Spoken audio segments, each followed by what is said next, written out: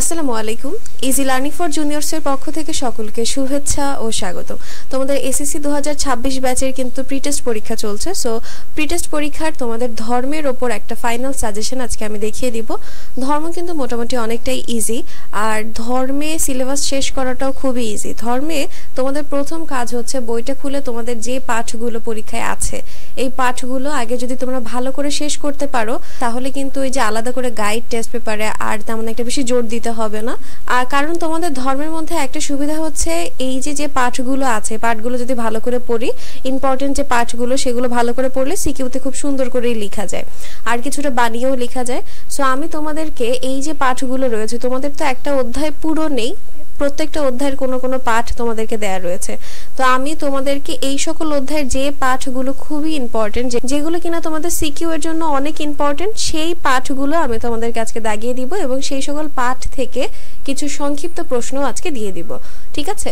So চলো আমরা দেখি। এখানে প্রথমেই অধ্যায় 1 আকাইদ ও নৈতিক জীবন, এই চ্যাপ্টারে তোমাদের পাঠ 2, 6, 7, 8, 9, 13, 14 এগুলো আছে। সো এখান থেকে সবচেয়ে বেশি ইম্পর্টেন্ট সিকিউ এর জন্য কুফর, শিরক, নিফাকও আসে মাঝে মধ্যে। সো কুফর শিরক থেকে সবচেয়ে বেশি আসে, এটাকে তুমি 3 স্টার দিতে পারো।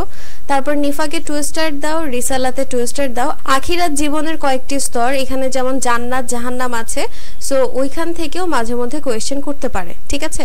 তবে কুফর আর শিরক এখান থেকে বেশি কোয়েশ্চেন করে। নিফাক থেকে মুনাফিকের আচরণ বা এরকম কিছু সিকিউতে আসতে পারে। রিসালাত থেকে খুবই কম আসে, তবে আখিরাত জীবনের কয়েকটি স্তরের মধ্যে জান্নাত জাহান্নাম এই দুইটা স্তর থেকে কোয়েশ্চেন করে। সো পড়তে গেলে এভাবে পড়বে। এবং ঈমান থেকে ক খ এর জন্য প্রশ্ন করে, অর্থাৎ জ্ঞানমূলক বা অনুধাবনের যে প্রশ্নগুলো আছে। আখিরাত থেকেও সেম, যে আখিরাত কাকে বলে, আখিরাতে কয়টি স্তর রয়েছে, এই টাইপের প্রশ্ন করে। ঠিক আছে? সো অধ্যায় 1 থেকে তোমাদের জন্য দাগালাম হচ্ছে কুফর, শিরক, নিফাক, আর আখিরাত জীবনের কয়েকটি স্তরের মধ্যে রয়েছে জান্নাত আর জাহান্নাম।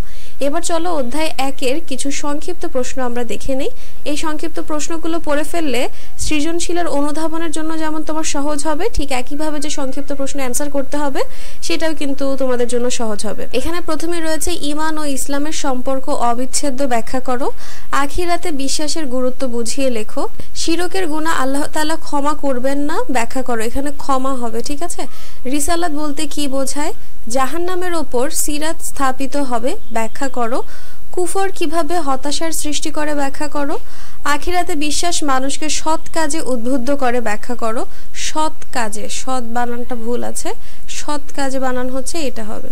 ইসলাম হলো ঈমানের বহিঃপ্রকাশ, ব্যাখ্যা করো। দুনিয়া হলো আখিরাতের শস্যক্ষেত্র, ব্যাখ্যা করো। মুনাফিক কাকে বলে? সিরাতের বৈশিষ্ট্য কি? প্রত্যেক প্রাণীকেই মৃত্যুর স্বাদ গ্রহণ করতে হবে, ব্যাখ্যা করো। সো অধ্যায় 1 থেকে যদি এই সংক্ষিপ্তগুলো পড়ে ফেলো তাহলে আশা করছি তুমি তোমার সিকিউতেও কমন পাবে এবং যে সংক্ষিপ্ত অ্যান্সার করতে হবে সেখানেও কমন পাবে। তোমাদের যে মান বন্টন সেটা আশা করছি তোমরা জানো। তোমাদের সিকিউ আসবে হচ্ছে, মানে তোমাদের সিকিউ অ্যান্সার করতে হবে 5টি, এরপরে তোমাদের শর্ট কোয়েশ্চেন অ্যান্সার করতে হবে 10টি, এবং তোমাদের যে এমসিকিউ সেটা অ্যান্সার করতে হবে 30টি অ্যান্সার করতে হবে। তো এখানে তোমার 8টি থেকে 5টি দিতে হবে, এখানে 15টি থেকে 10টি দিতে হবে, আর এখানে তো 30টি, তো 50, আর এখানে 20, আর এখানে হচ্ছে 30, টোটাল হচ্ছে 100 মার্কের পরীক্ষা তোমাদের হবে। তো অধ্যায় 1 তো আমাদের দেখা শেষ। অধ্যায় 1 এর কোন পাঠগুলো সিকিউ এর জন্য ইম্পর্টেন্ট, সংক্ষিপ্ত প্রশ্ন কোনগুলো পড়তে হবে সব দেখিয়ে দিলাম। এবারে চলো আমরা একটু দেখে নিই দ্বিতীয় অধ্যায়ে তোমাদের কি আছে। দ্বিতীয় অধ্যায়ে তোমাদের রয়েছে শরীয়ত, তিলাওয়াতের গুরুত্ব, মাহাত্ম্য, আল ইনশিরা, আত্তিন, মাউন, হাদিস 1, 4, 8, 10। এরপর রয়েছে ইজমা, কিয়াস আর শরীয়তের বিভিন্ন যে আহকাম সংক্রান্ত পরিভাষা সেগুলো। তো এখান থেকে তোমার কোনগুলো সিকিউতে আসে? যদি সূরা থেকে সিকিউ করে তো সেখান থেকে তোমার মাউনটা খুব ইম্পর্টেন্ট, মাউন আর ইনশিরা। সূরা থেকে কি ধরনের প্রশ্ন করে থাকে? সূরা থেকে সাধারণত প্রশ্ন করে তুমি এই সূরা থেকে কি শিক্ষা লাভ করেছো, বা এই সূরার শানে নুজুলটা কি। শানে নুজুল এখন তেমন একটা দেয়া হয় না, তবে এই সূরা থেকে তুমি কি শিক্ষা লাভ করেছো এটাই হচ্ছে সবচেয়ে বেশি ইম্পর্টেন্ট। তো তুমি যদি এই দুইটা সূরার শিক্ষাটা ভালো করে পড়ে ফেলো, শিক্ষাটা যদি ভালো করে বুঝে ফেলো, তাহলে এই দুইটা সূরা থেকে যদি সিকিউ আসে তাহলে তুমি অ্যান্সার করতে পারবে। এরপরে চলে যায় হাদিস। হাদিস তোমার কয়টা রয়েছে? 4টা। 4টা হাদিসের মধ্যে বৃক্ষরোপণ সম্পর্কিত হাদিস এবং ব্যবসায়ের সততা সম্পর্কিত হাদিস সবচেয়ে বেশি ইম্পর্টেন্ট। এখানে 3 স্টার দিলাম। হাদিসগুলো একদম যেমন আছে তেমনই মুখস্থ করে ফেলবে, কোনো কাটছাট নেই। আর হাদিসটা মুখস্থ করে ফেললে তুমি পরে ব্যাখ্যাটা বানিয়ে লিখতে পারবে। তো এখানে তোমার হাদিস যে 2টা আছে, বৃক্ষরোপণ আর ব্যবসায়ের সততা, এটা হচ্ছে সবচেয়ে বেশি ইম্পর্টেন্ট। এখান থেকে সিকিউ আসবেই আসবে। আর নিয়ত আর জিকির সম্পর্কে এটা তোমার অনুধাবনে আসতে পারে, এটা একটু মুখস্থ করে ফেলবে, ঠিক আছে? অনুধাবনে এটা আসতে পারে। আর এরপরে রয়েছে ইজমা কিয়াস। ইজমা কাকে বলে, কিয়াস কাকে বলে, আর শরিয়াতের আহকাম সংক্রান্ত পরিভাষা এখান থেকে তোমার আসতে পারে অনুধাবন বা হচ্ছে জ্ঞানমূলক প্রশ্ন। তবে অধ্যায় 2 থেকে তোমার জন্য সিকিউ এর সবচেয়ে ইম্পর্টেন্ট হচ্ছে বৃক্ষরোপণ সম্পর্কিত হাদিস, ব্যবসায়ের সততা সম্পর্কিত হাদিস।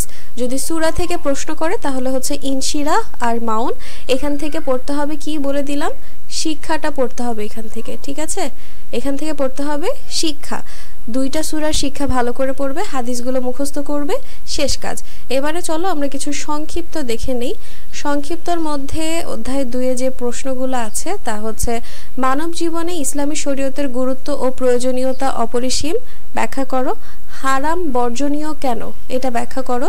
সূরা আল মাউনে বর্ণিত সাহুন এবং মাউন বলতে কি বোঝায়, ব্যাখ্যা করো। শানে নুজুল কাকে বলে, সূরা আল ইনশিরার সংক্ষিপ্ত পরিচয় বর্ণনা করো। সূরা আল মাউনের সংক্ষিপ্ত পরিচয় বর্ণনা করো এবং রয়েছে কিয়াস বলতে কি বোঝায়, ইজমা কি, কিয়াস কি, এগুলো কিন্তু অনুধাবনে আসতে পারে। এরপরে রয়েছে থার্ড চ্যাপ্টার হচ্ছে ইবাদাতের ওপরে। ইবাদাতের এখান থেকে রয়েছে সালাত, সাওম, জাকাত, মালিক শ্রমিক সম্পর্ক, ইলম, শিক্ষার্থীর বৈশিষ্ট্য, ছাত্র শিক্ষক সম্পর্ক, জিহাদ ও সন্ত্রাসবাদ, এগুলো হচ্ছে অধ্যায় 3-এর থেকে আছে। অধ্যায় 3-এর এই তোমার সিকিউ এর জন্য সবচেয়ে ইম্পর্টেন্ট হচ্ছে মালিক শ্রমিক সম্পর্ক। এখান থেকে ভালোই প্রশ্ন আসে। ছাত্র শিক্ষক সম্পর্কে তুমি 2 স্টার দিতে পারো। সাওম বা সালাত থেকেও মাঝে মধ্যে কোয়েশ্চেন করে ফেলে সিকিউ থেকে। আর বাকি যেগুলো আছে এগুলো তুমি তোমার অনুধাবন বা জ্ঞানমূলকের জন্য পড়তে পারো, ঠিক আছে? জিহাদে তুমি 1টা স্টার দিতে পারো, জিহাদ থেকেও আসতে পারে। তবে সবচেয়ে ইম্পর্টেন্ট হচ্ছে মালিক শ্রমিক সম্পর্ক, ছাত্র শিক্ষক সম্পর্ক, সাওম, সালাতের যে ধর্মীয় গুরুত্ব বা অন্যান্য যে গুরুত্বগুলো রয়েছে এগুলো হচ্ছে সবচেয়ে ইম্পর্টেন্ট, বা সাওমের গুরুত্ব শিক্ষা, তারপরে রয়েছে কি জিহাদের ধারণা, এগুলো হচ্ছে একটু বেশি ইম্পর্টেন্ট। তো এখান থেকে সংক্ষিপ্তগুলো যদি একটু দেখে নেই অধ্যায় 3 থেকে। অধ্যায় 3-এর সংক্ষিপ্তে প্রথমেই রয়েছে মালিক শ্রমিক সম্পর্ক কেমন হওয়া উচিত, ব্যাখ্যা করো। শ্রমিকের গায়ের ঘাম শুকানোর পূর্বে পারিশ্রমিক দিয়ে দাও, এটা ব্যাখ্যা করো। বর্জনীয় জ্ঞান বলতে কি বোঝানো হয়েছে, ব্যাখ্যা করো। সাওমকে ঢালস্বরূপ বলার কারণ কি, ইলম অর্জন করতে হবে কেন, ব্যাখ্যা করো। ইলম ও নৈতিকতা পরস্পর সম্পর্কযুক্ত, ব্যাখ্যা করো। সাওম কিভাবে মানুষকে পাপ থেকে সুরক্ষা দেয়, ব্যাখ্যা করো। এবং পরবর্তী প্রশ্ন হচ্ছে ইলম অন্বেষণ করা প্রত্যেক মুসলমানের ওপর ফরজ, ব্যাখ্যা করো।